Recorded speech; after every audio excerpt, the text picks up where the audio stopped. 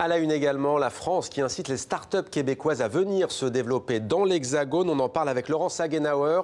Bonjour, merci d'être avec nous en direct de Québec. Vous êtes la consul générale de France à Québec.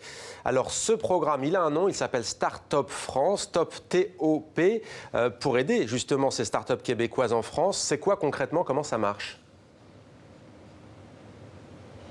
Alors bonjour d'abord.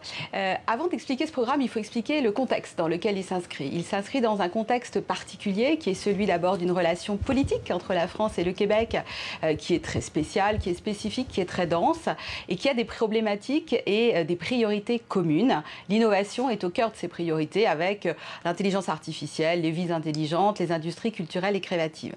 Il s'inscrit aussi dans un contexte humain avec un nombre impressionnant de Français qui sont installés au Québec. On pourrait évaluer à peu près à 150 000 personnes.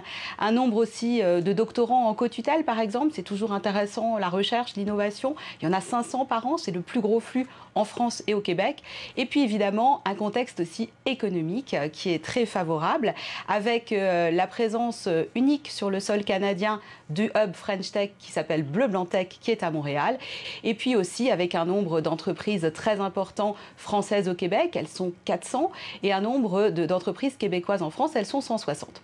Donc, une fois ce contexte posé, eh bien, il y a des possibilités, des facilités pour venir au Québec pour les Français et un gros attrait. Mais de l'autre côté, c'est parfois un peu plus compliqué. Alors, le Consulat général de France à Québec a décidé de mettre en place ce programme Start-up France pour permettre à des start-up québécoises qui ont été incubées dans des incubateurs québécois, ayant signé un accord avec un incubateur français, de venir, pour une période d'environ 2 mois, se faire incuber en France. Donc il s'agit de Suntech au Québec, dans les industries classiques, entre guillemets, et puis de Zoo, qui est donc l'incubateur culturel.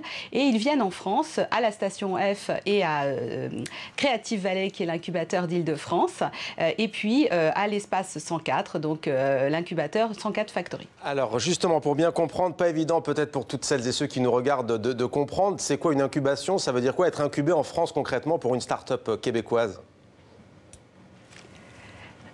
Alors, être incubé en France, ça veut dire participer à un programme qui comprend à la fois des actions de mentorat, c'est-à-dire des entreprises ou des mentors, des individus qui vont aider les créateurs de ces startups pour s'y retrouver dans l'univers réglementaire français, par exemple, avec des ateliers, pour aussi avoir les bons interlocuteurs, pour savoir comment faire des affaires en France, comment trouver des interlocuteurs. En fait, ce sont des programmes sur mesure. Et c'est ça qui est intéressant pour ces startups dont on a déjà certains retours, puisque 2 d'entre elles sont déjà en France et qui ont déjà trouvé à la fois des investisseurs, des partenaires potentiels.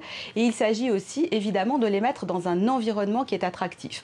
Quand pour une start-up, on se retrouve à la Station F, eh bien sûr, elle bénéficie non seulement des Français qui sont là pour l'accompagner, mais aussi des autres start-up qui sont présentes et qui viennent du monde entier. Et c'est ce qu'elles nous ont dit, en tout cas, très favorable pour elles. Et elles sont très heureuses en ce moment, en tout cas, d'être en France.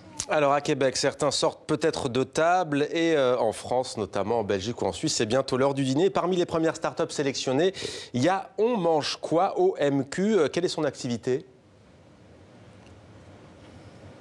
Alors l'activité de On Mange Quoi est de délivrer en fait de la nourriture dans des distributeurs.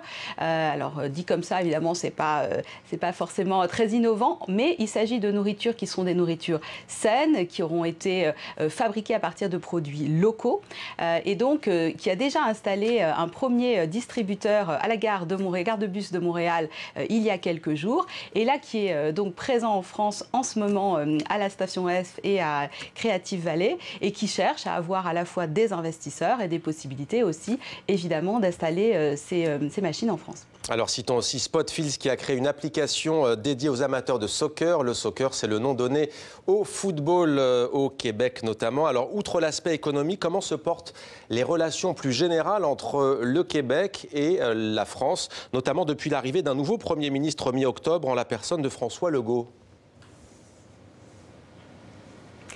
Ces relations, elles sont très bonnes, elles sont extrêmement riches, comme j'ai pu le dire, elles sont particulières et il n'y aura sans doute pas de changement avec l'arrivée du nouveau Premier ministre, que j'ai d'ailleurs pu rencontrer hier longuement. Les priorités entre la France et le Québec sont les mêmes. Il y a d'abord évidemment une communauté de valeurs, une communauté de culture, la francophonie qui est au cœur de ces éléments, la défense de l'environnement aussi, dont François Legault a affirmé qu'il allait être un point important, et puis cette relation politique qu'on a la chance d'avoir guidée très régulièrement par des visites alternées des premiers ministres, par des rencontres qui se font à tous les niveaux, à la fois au niveau gouvernemental étatique, mais aussi au niveau des territoires. Il n'est très peu de régions, de départements français qui n'ont pas de relation avec des homologues au Québec, ce qui donne un maillage très serré et donc une relation qui est extrêmement dense dans tous les secteurs d'activité, la recherche, l'universitaire, le culturel, l'économique évidemment, tout ça est très varié. Merci beaucoup Laurence Sagenauer, consul général de France à Québec. Merci d'avoir répondu à nos questions.